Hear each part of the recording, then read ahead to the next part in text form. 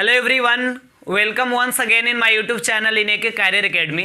तो देखिए, अभी हम लोग क्लास 9 के बायोलॉजी को पढ़ रहे हैं, जिसमें आपको तीसरा चैप्टर पढ़ाया जा रहा है, जीओ में विविधता यानी डिस्क्रिमिनेशन इन एनिमल्स। और इसमें हम आपको पिछले वीडियो में समझाए थे शैवाल और कवक के बारे में, यानी एल्गी और फंगस के बारे में, जो थैलोफाइटा ग्रुप के अंतर्गत आता है। और आज हम आपको बताने वाले हैं जिम्नोस्पर्म और एंजियोस्पर्म के बारे में, डीप में हम आपको समझाएंगे। लेकिन उसके पहले 1 मिनट भी नहीं लगेगा, हम आपको रिकॉल करना चाहते हैं पिछले कुछ क्लासेस को।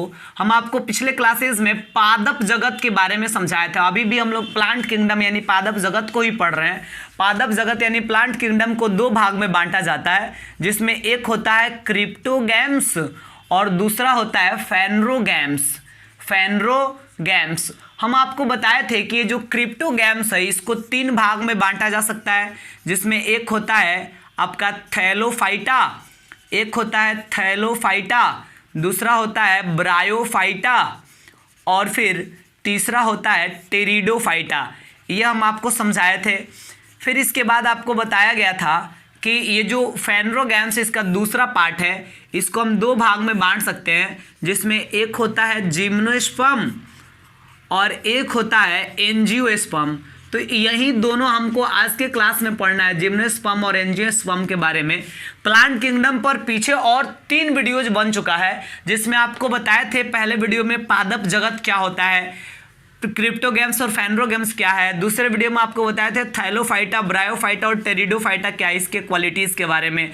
और तीसरे वीडियो में हम आपको बताए थे थैलोफाइटा के अंतर्गत शैवाल और कवक को शामिल किया जाता है, इसके क्वालिटीज़ के बारे में समझाए थे। तो अगर आप ये 3 वीडियो नहीं देखें तो इस वीडियो के डिस्क्रिप्शन में उसका लिंक है, आप वहाँ से देख सकते हैं। और आज के वीडियो में हम इसको डिस्कस करने वाले हैं कि जो फेनरोगैम्स होता है ये 2 प्रकार का होता है, ये दोनों के बारे में। तो देखिए, क्रिप्टोगैम्स के बारे में हम आपको बताए थे कि क्रिप्टोगैम्स जो होता है ये बीज रहित होता है।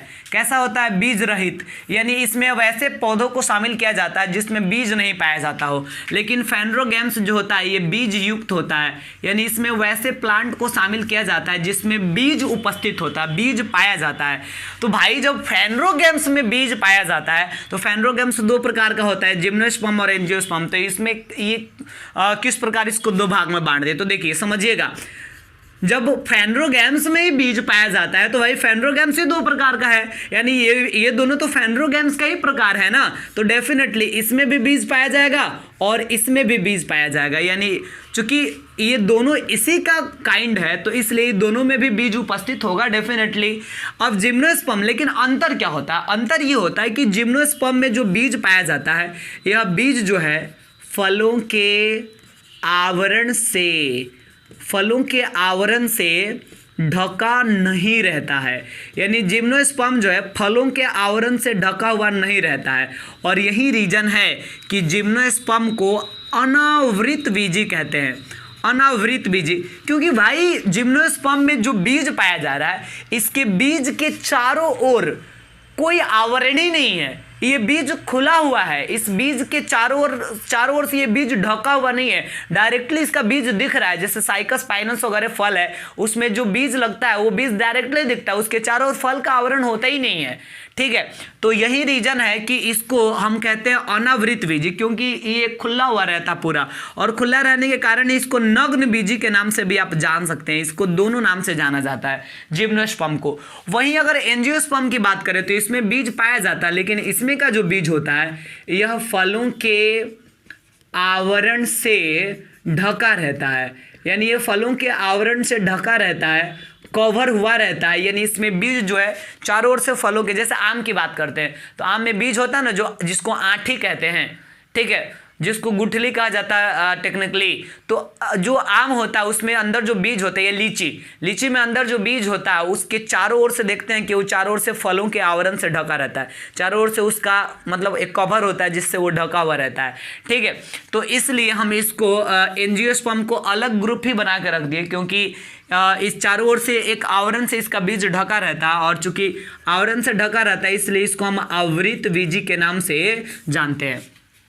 तो इस प्रकार ये दो प्रकार का हुआ। तो इन दोनों के बारे में और भी बहुत सारे क्वालिटीज है इसके, और इसके बहुत सारे एग्जाम्पल्स है। तो आइए उस सारे क्वालिटीज और सारे एग्जाम्पल्स को हम लोग डीप में जाकर और समझते हैं। तो देखिए जिम्नोस्पर्म में हम आपको क्या समझाएं कि इस विभाग के पौधों में जो बीज होता है उसके बाहर फल का कोई भी आवरण नहीं होता है, इसलिए इसको अनावृत बीजी या नग्न बीजी कहते हैं। और फिर वहीं आपको एंजियोस्पर्म में हम समझाएं कि इसमें बीज हमेशा फलों के आवरण से ढका रहता है, इसलिए इसको आवृत बीजी कहते हैं। ठीक है, ये तो हम आपको पहले ही समझा दिए। अब इसके बाद देखिए जिम्नोस्पर्म की बात करेंगे तो इसमें फल का अभाव होता है, यानी जिम्नोस्पर्म में फल नहीं लगता है जनरली। मतलब इस पौधे में जो भी होता है बीज होगा, मतलब इस पौधे में जो भी फ्रूट्स वगैरह का उत्पादन होता है उसमें फल का अभाव होता है, फल का कमी होता है। ठीक है, तथा ऐसे वृक्ष जो होते हैं ना ये सामान्यतः सदाबहार वन में पाए जाते हैं। अब आपको समझना है कि भाई ये सदाबहार वन क्या है। तो देखिए यहाँ पे हम आपको बता दें जंगलों को मेनली दो भाग में बांटा जाता है, जिसमें एक होता है सदाबहार वन और एक होता है पर्णपाती वन। तो हम लोग के क्षेत्र में जनरली जो वृक्ष हम लोग देखते हैं वो पर्णपाती वन का एग्जाम्पल होता है। आप लोग देखते होंगे कि कुछ हम लोग के क्षेत्र में जो वृक्ष होता है ना, एक ऐसा मौसम आता है जनरली ठंडी का मौसम जब बीतता है ना, बसंत ऋतु के बाद जनरली हम लोग देखते हैं कि गर्मी वगैरह के मौसम में पेड़ पौधे अपनी पत्तियां, पेड़ पौधों से सारी पत्तियां झड़ जाती है, ये अचानक से सारी पत्तियां झड़ जाती है, कोई यहाँ पेड़ पौधों में पत्तियां वगैरह नहीं दिखाई देती है। ठीक है, और फिर एक ऐसा सीजन आता है जब सारे पेड़ पौधों पर नई नई पत्तियां उगती है, नई नई पत्तियां निकलती है, तब हम कहते हैं कि मतलब एक ऐसा सीजन आता है जिसमें सारी पत्तियों का पतन हो गया यानी झड़ गया, इसलिए उसको पर्णपाती कहा जाता है, पर्णपाती वृक्ष होता है। लेकिन सदाबहार वन में जब जाइएगा ना आप तो हमेशा पेड़ पौधों की पत्तियां जो है सदा पेड़ पौधों पर पत्तियां भरी रहती है, यानी पेड़ पौधा जो है पत्तियों से हमेशा सालों भर पत्तियों से लदा हुआ रहता है, जिसके कारण उसको सदाबहार वन कहते हैं। हमेशा थोड़ा थोड़ा पत्तियां उसमें से झड़ते रहता है, सारा पत्तियां एक बार नहीं झड़ता, जिसके चलते अचानक से सारा पत्तियां पेड़ पौधों से अलग नहीं होता है, हमेशा पत्तियां पेड़ पौधों पर दिखता है, इसलिए उसको सदाबहार वन कहते हैं। तो ये जो जिम्नोस्पर्म में पौधे शामिल होते हैं वो जनरली सदाबहार वन में ही पाए जाते हैं। आगे चलिए, तो ये जो जिम्नोस्पर्म है इस ग्रुप में जितने सारे पौधे पाए जाते हैं उन पौधों में जड़, तना और पत्तियां जो है ये डेवलप होती है। चूंकि इसका आकार भी बहुत बड़ा होता है उसमें जड़, तना और पत्तियां अलग अलग स्पष्ट रूप से दिखाई देता है। और चूंकि ये आकार में बड़ा बड़ा होता है इसलिए इसको संवहन उत्तक की भी जरूरत पड़ता है, और इसमें विकसित संवहन उत्तक पाया जाता है काफी ज्यादा डेवलप स्थिति में। जिम्नोस्पर्म का दो प्रमुख एग्जाम्पल है, जिसमें एक है साइकस और दूसरा है पाइनस। ये दो ऐसे वृक्ष है जो जिम्नोस्पर्म के सबसे प्रमुख एग्जाम्पल होता है, मतलब जिम्नोस्पर्म के अंतर्गत इसको शामिल किया जाता है। अब आगे चले तो दुनिया का सबसे बड़ा पौधा, सबसे लंबा पौधा दुनिया में कौन है?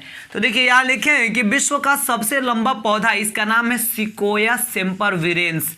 ये दुनिया का सबसे लंबा पौधा है और ये अमेरिका में पाया जाता है, सबसे लंबा पौधा, और ये जिम्नोस्पर्म विभाग में ही शामिल होता है, मतलब जिम्नोस्पर्म कैटेगरी में ही आता है सिकोया सेम्परविरेंस। और इसकी लंबाई की बात करेंगे तो अबाउट लगभग 120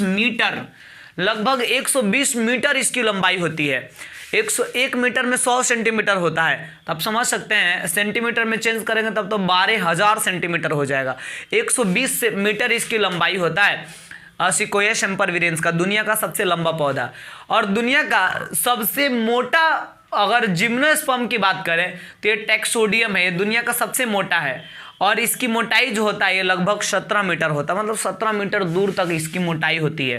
ठीक है, चलिए आगे बढ़ते हैं। अब हम बात करेंगे एंजियोस्पर्म का। तो यहाँ पे बताएं कि एंजियोस्पर्म जो है इसमें यह पादप जगत का, माने प्लांट किंगडम में जितने सारे लंबे लंबे पौधे होते हैं सब एंजियोस्पर्म के अंतर्गत ही शामिल होते हैं।